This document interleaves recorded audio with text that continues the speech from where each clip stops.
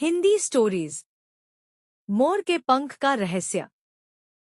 यह लोक कथा उस समय की है जब जानवर बोलते और नाचते थे। एक बार एक सुस्त पंखों वाला मोर रहता था, लेकिन उसे अपनी लंबी पूंछ पर बहुत गर्व था।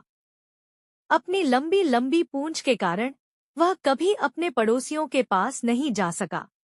वह केवल बड़े घरों और पैसे वाले लोगों से मिलने जाता था।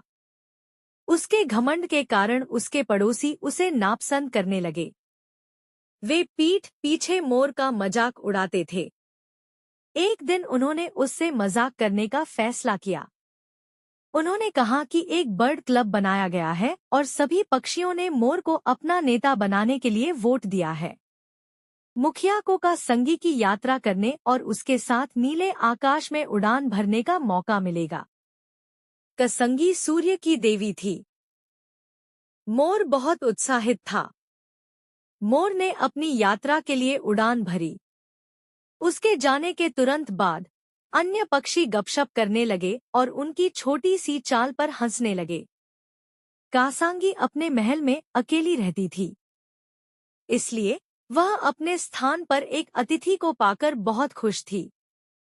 दिन बीतते गए और मोर पर्याप्त सुविधाओं के साथ एक महान जीवन व्यतीत करता था। धीरे धीरे उनका अभिमान आसमान पर पहुंच गया। कासंगी अपना अधिक समय मोर के साथ बिताती थी। परिणामस्वरूप वह अपनी गर्मी से पृथ्वी को गले नहीं लगा पाती थी। धरती ठंडी होने लगी और जंगल के जानवर बीमार और उदास रहने लगे। हर समय बारिश होने लगी। सब कुछ तबाह हो रहा था और पृथ्वी पर कोई खुशी नहीं बची थी।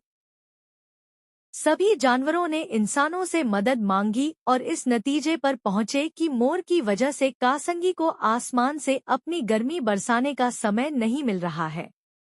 इसलिए मोर को वापस धरती पर लाना सभी के लिए जरूरी है। उन्होंने एक बूढ़ी औरत की मदद से पृथ्वी को बचाने के लिए एक और तरकीब लगाई और मोर को आकर्षित कर वापस धरती पर आने के लिए मजबूर कर दिया। मोर की याद में जो आंसू कासंगी ने बहाए, वह मोर के पंखों पर गिरे और रंग बिरंगे निशान छोड़ गए, जो आज भी मोर के पंखों पर देखे जा सकते हैं। मोर के पंख का रहस्य एक नैतिक संदेश देता है, जो बताता है कि जीवन में सुख दुख दोनों का होना जरूरी है और हमें हर परिस्थिति में सकारात्मक रहना चाहिए। जैसे मोर के पंख में कई रंग होते हैं,